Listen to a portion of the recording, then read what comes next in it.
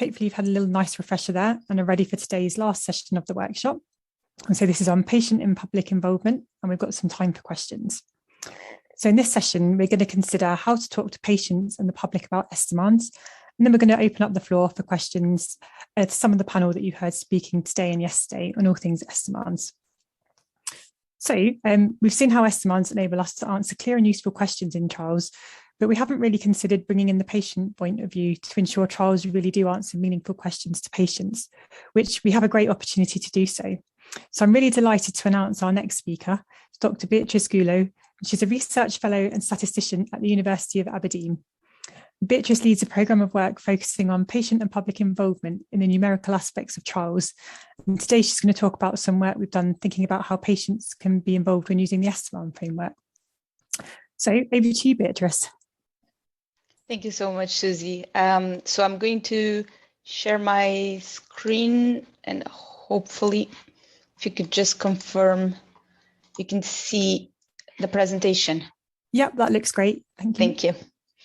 So I'm just going to give you a short presentation on how to discuss Estimands with patients and the public, and particularly the development of a practical tool that we've been working on, and this work is being led by Susie. I wanted to start by saying that I think having solutions about how to have these discussions with patients is actually going to make our lives easier as statisticians, because what we're trying to do is make sure that the communication is clear and make sure that we can have a discussion with patients, but also with clinicians about these topics. So I'm going to start by just giving you a brief introduction on the topic, and I'm sure a lot of you are familiar with this definition of patient and public involvement, but this is where we're coming from when we've thought about developing a tool to have discussions with patients, is the fact that we want to use this definition of research being carried out with or by members of the public. And so in that sense, we want members of the public and patients or carriers to be involved in specifying the research question and prioritizing what's important to answer. So this is where we're coming from in terms of a definition. Why would we want to do that? There are different reasons to do patient and public involvement that are presented by different stakeholders and researchers, but one of them is that they offer a new perspective, and this is very true for the Estimand and what we want to our trial to answer specifically. So the lived experience and the public experience will be probably different from the clinicians or the researcher's perspective on that.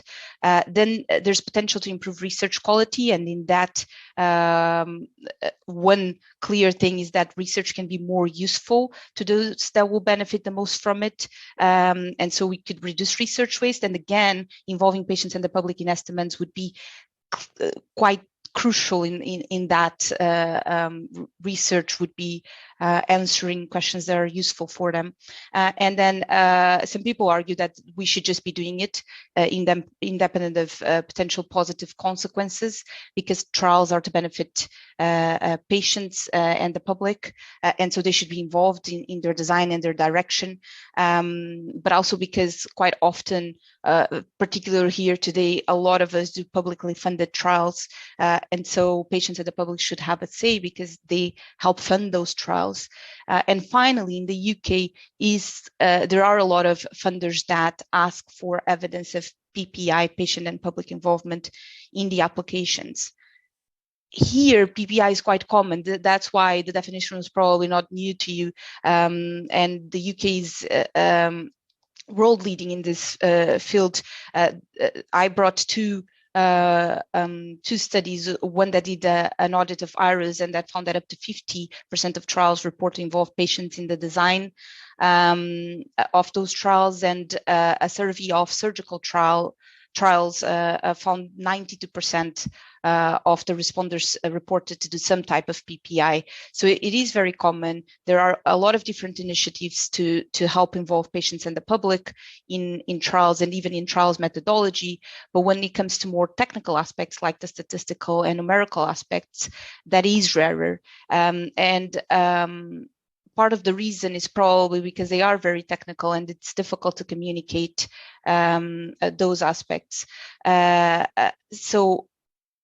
However, they are crucial, not just estimates, but statistical and numerical aspects in general underpin how trials are conducted. And as we well know, they help us inform what treatments are available to patients. So ultimately, these aspects actually have a massive impact in patients' lives.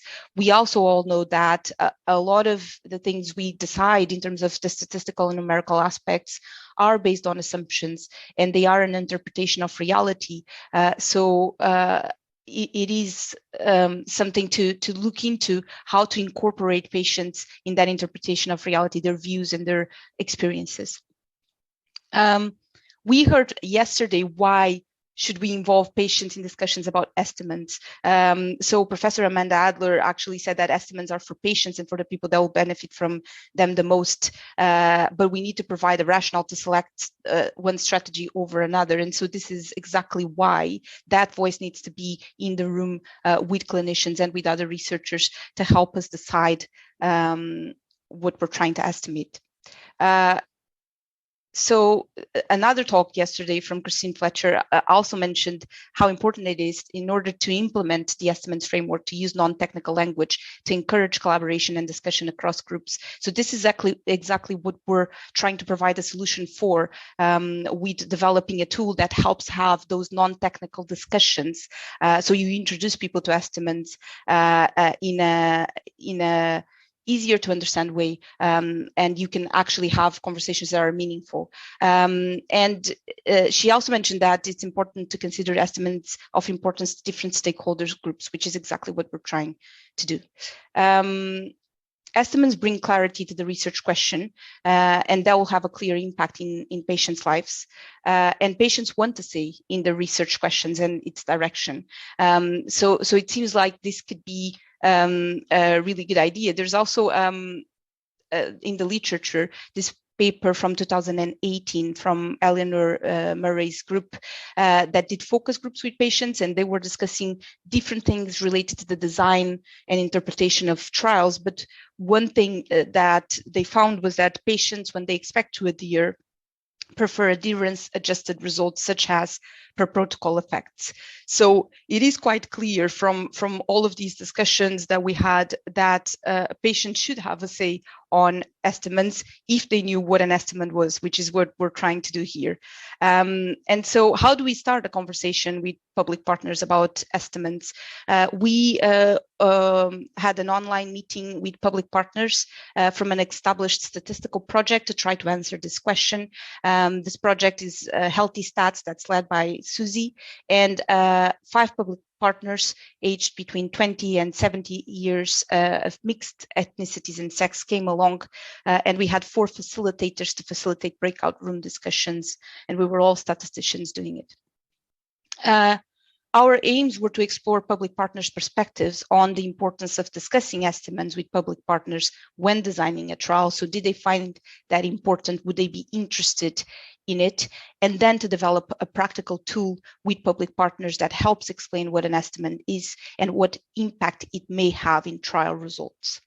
So what we found from the discussions we had with the public partners at the meeting was that what they highlighted the most was how important it is to design trials that matter to patients.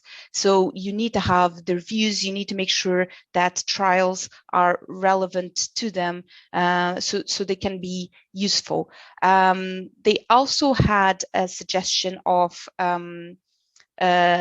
involving them early on, which makes total sense when we're talking about estimands, that you need to involve patients and the public from the start of your project to help define those questions in a meaningful way to them.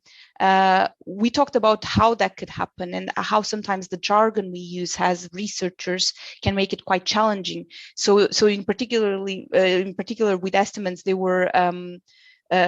they called it, I think, unnecessary jargon. And they said, if you're ever going to present that word to us, you definitely need to explain it, which we try to do with this tool that I'm about to show you. But the other element that they talked about is that this is going to take time. In order to have meaningful involvement in technical aspects of trials, you need to invest time in educating not only the public partners about what is it that we're talking about, but also the researchers in how to speak to patients. So both experiences are valuable to this process, but we need to invest time.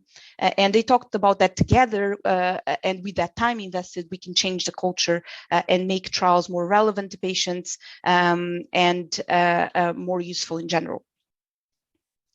In terms of the tool, so basically what we've done was we presented an initial version and we got general feedback about the tool that was incorporated after the first meeting and followed an iterative process with further feedback sought in 2 rounds of refinement. And I'm going to show you the final version of that tool. But what public partners mentioned was that they found the tool useful to start a conversation about estimands in a trial design context.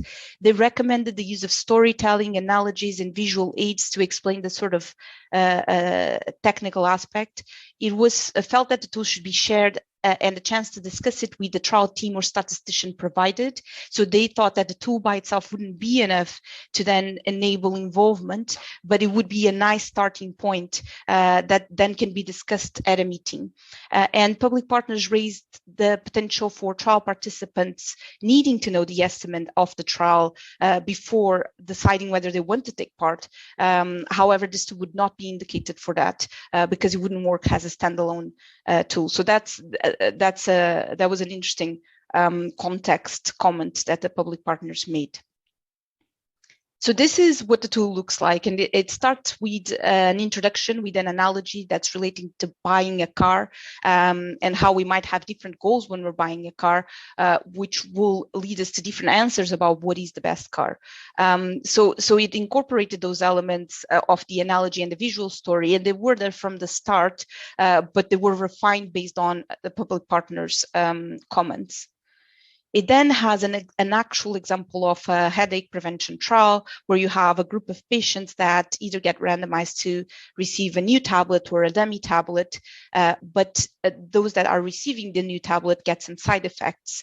And so some of them will stop the tablet because of those side effects. And here we're trying to apply estimands and show patients basically in the next part, the implications, and we have a visual representation of the trial. So these are the implications. We had 2 types of questions, basically two estimands, and we show that they lead to different answers.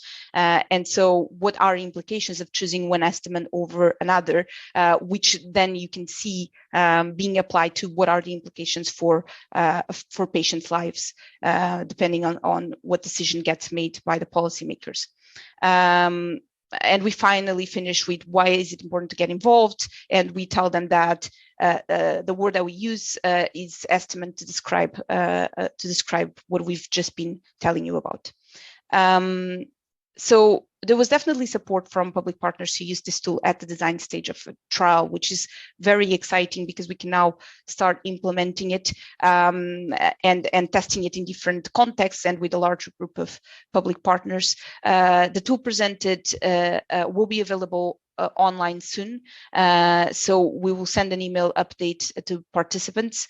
The results and recommendations to facilitate involvement of public partners in estimates are in line with our previous work in patient and public involvement in numerical aspects. In particular, we hear a lot of the importance of clear and jargon-free communication to enable involvement because it is quite difficult to keep up with the technical terminology.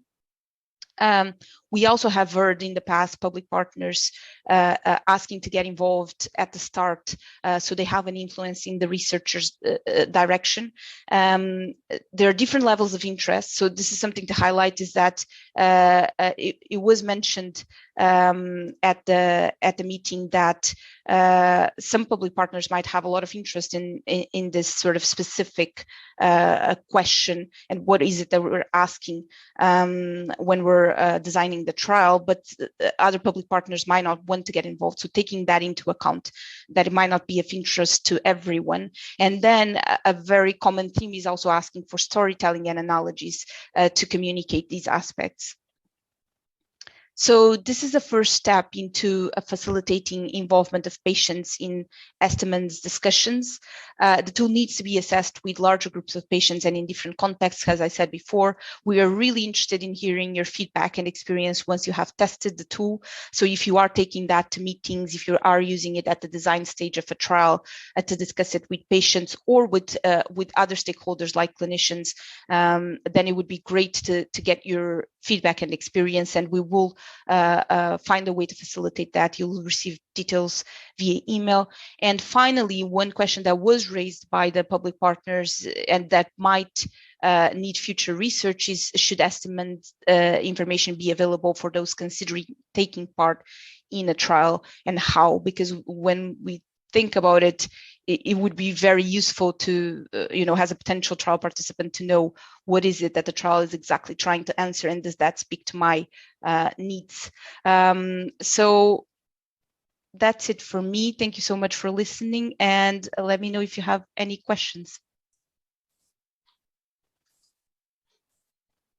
Thank you, Beatrice. And that was a really nice overview. So just going to look to the chat and see if we've had any questions. I can't see any at the moment, so I might just ask you a question whilst we're here. So I know you've done a lot of work on PPI in numerical aspects of trials. So I was wondering if you could comment on any other numerical aspects that you found that's particularly important that public partners want to say on. We had this priority exercise, and the top aspect was also a design aspect, which was related to defining target differences, and in particular clinically meaningful differences and non-inferiority margins, and how do you get patients to reflect on that.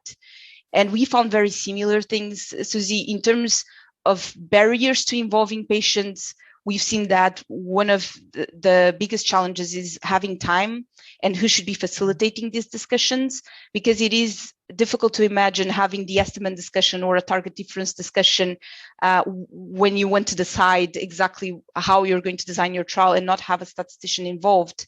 But typically we're not the ones doing the facilitation of involvement. So target differences has been the number one priority, and I think it has very similar challenges to estimates. The second priority was interpretation of results, which actually goes hand in hand with estimates. How do you then explain what the results are, and how important is it to get patients involved in the estimate stage, so then they can help you present the results in a way that is understandable to other patients. So I think what's been prioritized in the past only highlights the importance of having patients involved in the discussions of estimates. Completely, yeah. I think there's lots more to look at in this area, and it's great that patients do want to say on Estimands, and I think it's very clear that they do once you sort of are able to get through to them about what they're all about. Yeah, brilliant.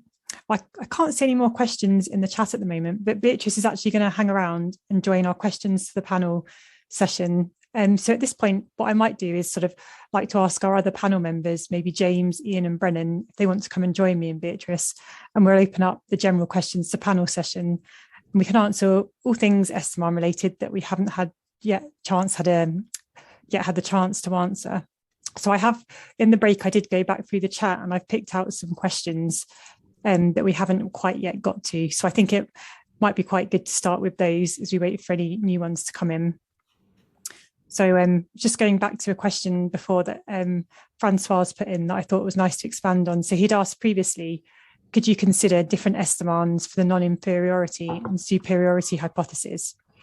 Now, I think this area is definitely an active area of research that people are exploring. For example, I know Sunita Rihau at GSK, she's been doing some work exploring use of hypotheticals in a non-inferiority setting, which would be perhaps a more principled alternative to the traditional per protocol approach.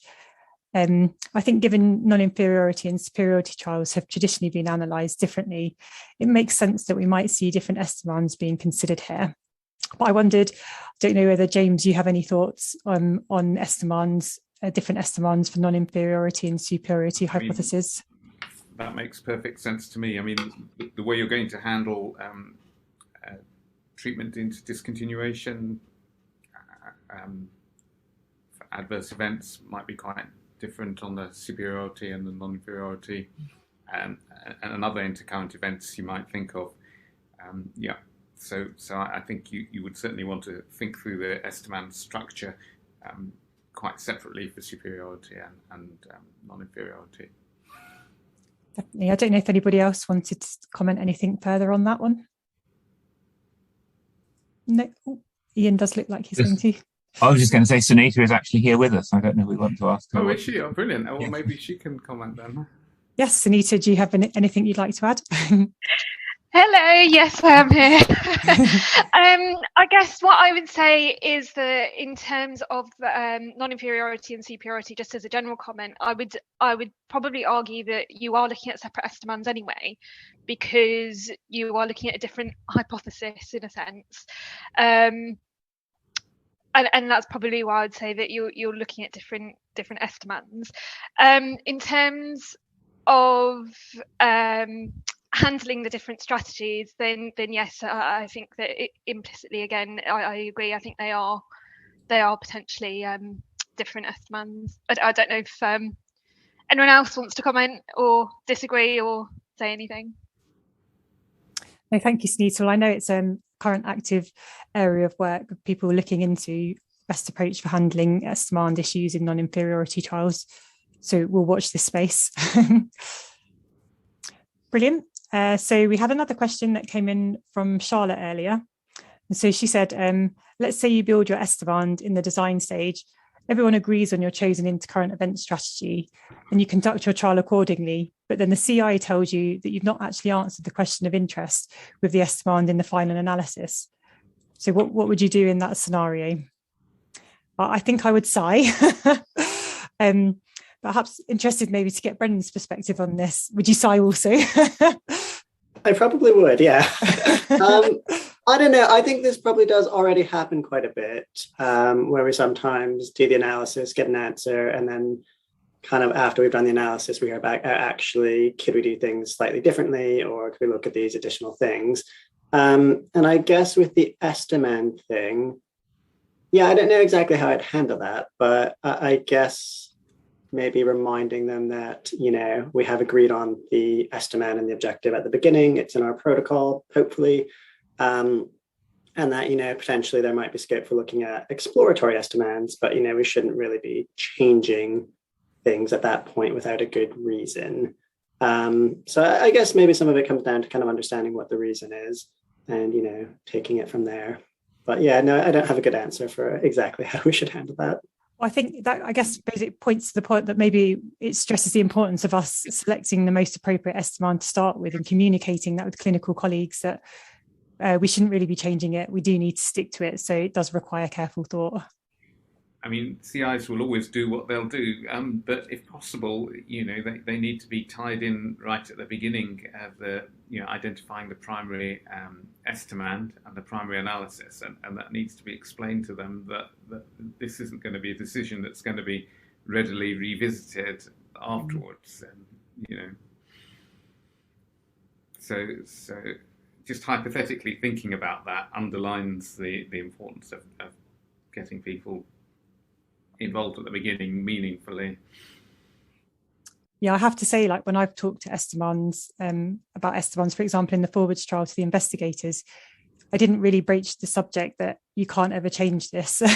So it's interesting that that's been raised today and something that I'll definitely take forward and make sure I bring up in Estimand discussions.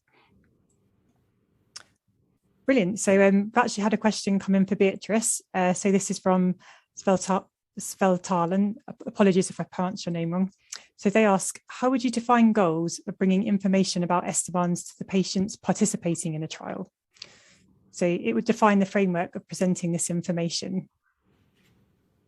I guess it's interesting because when we were hosting the meeting and Susie and Brandon were there and can add to this, people actually assumed first that that's what we meant, that the estimates were to be discussed with potential trial participants. And even though it wasn't completely sort of justified, my understanding was that that would make informed consent more informed. So you actually know what is it that you're taking part in and what is it trying to answer. I guess that's where they were coming from, but I have no idea how we would do it. I would, even these discussions about non-inferiority and superiority, I don't know if anyone has done any research on that, but even a simple thing like that, I doubt that it's in the informed consent and it's told to the trial participants. Maybe I'm wrong. People can tell me if that's the case, but so, defining an estimate in an informed consent that's already large and difficult to read would be a challenge. But at the same time, I think you can argue that it could make people more informed about what they're taking part in. I mean, I think you've got to, as you would, of course, have substantial PPI in developing that consent form, and that can guide how you do it. But yeah, whatever you do, you probably shouldn't mention the word Estimand. Yeah, they did say that to us, but then at the same time, we also thought, well, the purpose of this tool is they'll be in a meeting where the word Estimand will pop up, so we somehow have to kind of explain it. Yeah, it was to me very interesting from the talks yesterday that the use of technical language around estimates was putting people off in general. So it wasn't just the public partners. It felt like some people were saying clinicians were also not that keen on the language. So it is trying to, that's why I was saying at the start, this might make our lives easier in the sense of if we get public partners on board, hopefully that will also get other stakeholders on board. Definitely, yeah. If we can communicate to patient and public partners, then we can use the same tool to communicate to everyone, wherever they are. Brilliant. So going back to some other questions we had earlier. So we had a question from Mohammed earlier that was on the theme of missing data. So he said, as I heard, missing data might not be incorporated to Estimands, but should be handled in the analysis. Am I correct? However, in some outcomes, we make assumptions about the missing outcome data. Should this not be part of the Estimand? For example, making an assumption about missing outcomes in smoking cessation trials. So my initial reaction to that is that obviously the assumptions for your missing data should align with the Estimand, but the assumptions themselves don't necessarily, they don't form part of the Estimand. I don't know if anybody else had any thoughts on this question. I mean, I agree. Basically, missing data is part of the analysis, but I just thought the smoking cessation one is an interesting one because it's an area I've worked into a bit. The standard there is to assume that missing data mean they're still smoking. And you can see that as either a composite outcome, where the outcome is either they're missing or they're still smoking, or you can see it as a treatment policy, and you're making the assumption that if data are missing, then they're still smoking, for which there is limited and old evidence. So I think it's really useful to try and split those two, which often get bundled into one in discussions. Yeah, I think that's really helpful. And the only other point I'd make is that ages ago, Rob Hemmings stressed to me that missing data, in his view, and he was one of the ones who was behind the Estimand framework, is not an intercurrent event. An intercurrent event is something that occurs, rescue medication, adverse event, which may result in data being missing, but the missing data itself is not the intercurrent event. Excellent. So I'm going to look at another question now. So we had a question come in from Eleanor, who said, we're specifying multiple Estimands for multiple primary and secondary endpoints. Do you think there's a need to have these align with each other?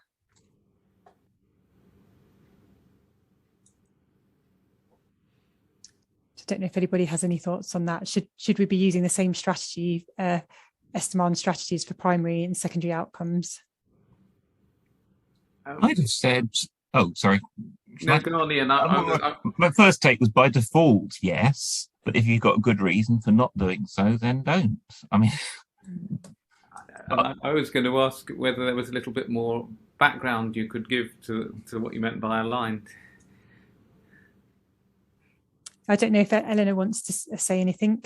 Yeah, no problem. So I think it was largely linking to the idea of the differences between, let's say, superiority and non-inferiority.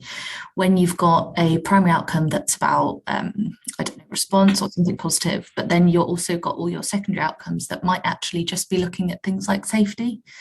And in that way, your experimental might actually, the hypothesis is that they're going to have more adverse events or worse outcomes in, I guess, depending on each endpoint. And then does it start getting really complex if you have a lot of Estimand specified, where you start dealing each time with those intercurrent events differently and then trying to explain that to everyone, or having those discussions over and over for each endpoint? Or I guess I perhaps sort of more clearly see what you're saying. So if you've got an intercurrent event and you're assuming, and you, for the superiority analysis, estimating what happened after that intercurrent event, if they continued on treatment, perhaps you don't have that data, then your safety analysis should presumably be aligned with that. You want to know, is it safe if they continued on treatment? So yes, I can see that they should be aligned in that way. I think I was thinking more that they shouldn't be aligned, for the reason that if you go down the line of saying those that, let's say, have missing data or have had an intercurrent event, you would assume they haven't responded to treatment, but maybe they've stopped treatment and actually all the safety information you might have from them is now complete, sort of. Yeah. Or they've basically diverged back onto the standard, or they're not having any of the effects of treatment anymore in terms of safety. I mean, that makes sense to me. I think ultimately we have quite a lot of freedom here to make sure what we're doing is clinically relevant. So it always comes down to making sure strategies that we're using for primary and secondary really do align with the questions that want to be addressed. And it might be that there's in some contexts, we might want to target similar Estimand strategies, but others entirely different. Brilliant. So let's have a look at some of the other questions. So we've had a couple of questions sort of around statistical analysis plans. So earlier we had a question, someone asked, what challenges could the statistician face while developing the SAP for a trial to estimate the treatment effect? And then we've just had a comment in the chat that says, rather than just adding Estimands to what we're currently including in a SAP, don't they actually imply a total transformation of how a SAP should be written? So I think that's quite interesting. I mean, earlier we saw how Estimands have been incorporated into the early phase trial SAP extensions. And so we can see here that they've gone for sort of just including the Estimand definition with respect to including the Estimand, but that's sort of coming in there and then the rest follows. I'm just wondering whether anybody else here has got any thoughts on how it affects our SAPs. I thought Matt was asking a very good question there. And I'd been thinking something rather similar. Are we going to add in Estimands as another section in our protocol and our SAP over and above everything else? Or is there anything we can get rid of now that we're doing Estimands? So, for example, I've seen sections, that describe the population, describe the outcome, and then describe the Estimand. And surely we can just have each component of the Estimand as one section in our SAP rather than having to repeat it. So I don't know what the answer is, but I do feel we're at risk of too much repetition and we've got to try and avoid it. Completely. I think it will be interesting to see sort of if, like, for example, the Spirit do take this up and really develop a consensus on what's the best way to incorporate Estimands into a protocol, because at the moment there's quite a few different things that I've seen coming up. In terms of the first question you asked there, Susie, and in the statistical analysis plan, I mean, I think the end of Ian's talk clearly highlighted some of the challenges. You've got different intercurrent events. You might want to handle them by different statistical methods. How much detail about that do you want to put in the statistical analysis plan? And how much do you want to give yourself a little bit of wiggle room? For example, if there's a challenge to positivity when you actually have the data in front of you. And I think that's all very much unknown. Yeah, I can't help but feel that sort of a lot of, like, when we're going beyond intention to treat, there might be a need for more sort of adaptive statistical analysis plans. So we're still pre-specifying our approaches, but they're pre-specified in an adaptive way. I mean, that might work, mightn't it? I mean, certainly in handling missing data in some SAPs that I've been involved with, when I've been a trial statistician, we put in a strategy for how we're going to choose our imputation model, but we didn't actually describe our final imputation model. And that was even when the imputation model is going to be used for the primary analysis. And we were very fortunate that we did, actually, because otherwise we'd have been in a bit of trouble. Excellent. The next question I picked out is actually, well, it's a suggestion that came from Stephen Julius. So he's saying, as an offline task could be to compile trials, which are showing good practice in the reporting of Estimands, because people seem to like case studies and agree at the end of the day that sharing details could, so this could be a nice way to sort of really sort of, I don't know, all come together and share our experiences. I just wanted to pick that out actually, because when I do my closing slides, I'm going to share with you the details of a Slack channel that if people are interested in collating and sharing case studies together, we can use it. So I just wanted to pick that out and say thank you, Stephen, for that comment. And we've just, the last couple of questions I had from the chat kind of related to the forwards trial presentation that I was giving earlier.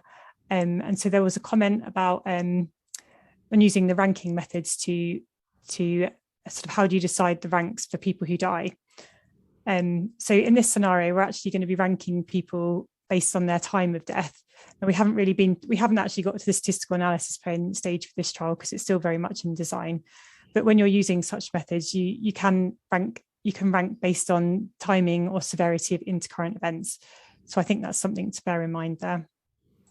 Then the last comment on the forwards trial was someone asked whether there was a hierarchical order when ranking or classifying intercurrent events. So I guess if several intercurrent events occur for a patient, how do you sort of handle this, and could this occur? And I think, yeah, patients in a trial, they can experience more than one kind of intercurrent event. And I think sort of, obviously some intercurrent events like death, you can only handle them with death because then nothing else happens. But if someone, for example, stopped treatment and then also took rescue medication, I think you need to sort of look at both the strategies that you're handling for those two events. And obviously which event happens first from that time point, you would handle that patient in whatever way your strategy said. But then, for example, maybe you've got two intercurrent events of stopping treatment and taking rescue therapy. If stopping treatment was handled using treatment policy, once that event happens, you can make sure that you still collect data for that patient. But if they subsequently then also took rescue medication, then you'd want to handle them in line with that. I mean, I think there are lots of different things to think about this, and maybe different combinations of intercurrent event strategies might affect things. But I think, I think you could sort of take account of all of them. I don't know if anybody else has thought of handling multiple intercurrent events of happening to the same patient.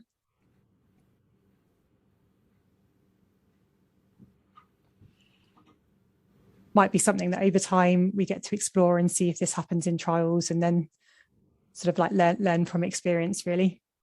Yeah, I think that's right. I haven't had that experience. So I've just seen we've got a question come in the chat from Babak.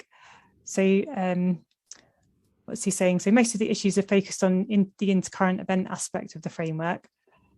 What about other aspects such as the population level summary? For example, if the planned population summary measure is not valid anymore because some of the underlying design assumptions are violated, So the example he gives is time to event outcomes when the proportional hazard assumption is violated. But, so this is a design issue, but he asks, can it also be regarded in the context of the Estimand framework?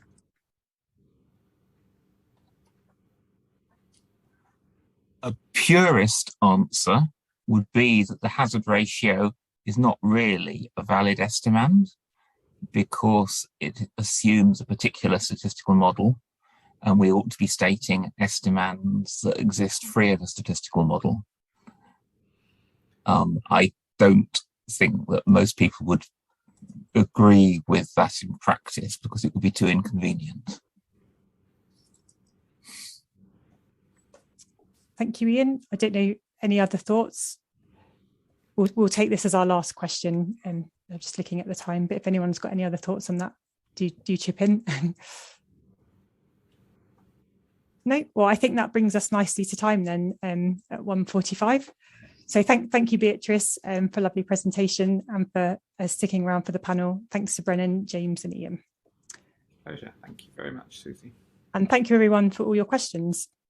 So I'm now just going to share my last slide set of the day.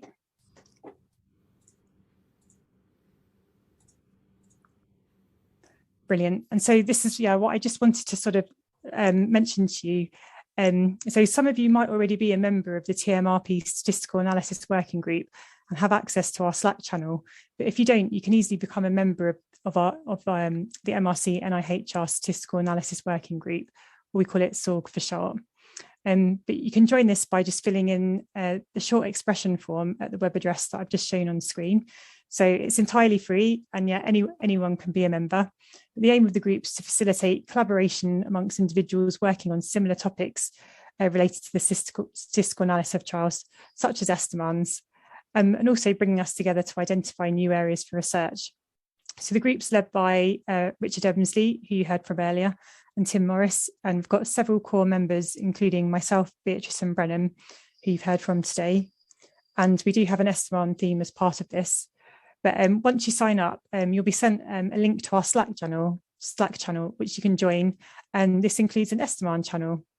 So really, if you wanted to continue the Estimand conversation on beyond today, I just wanted to raise this as sort of an area where you can come. So if you find any questions or tricky Estimand problems that come up, do go to here. You can post them here in this safe space where others like us working on in Estimands and statistical analysis of trials can see, and we may be able to offer advice and help on, although we can't guarantee that.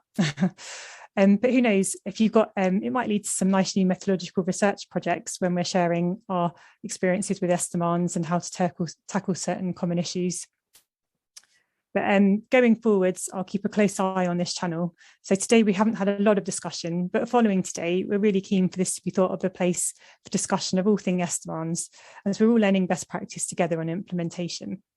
So if it's of interest in the future and you do want to reach out on Estimands, do remember this channel.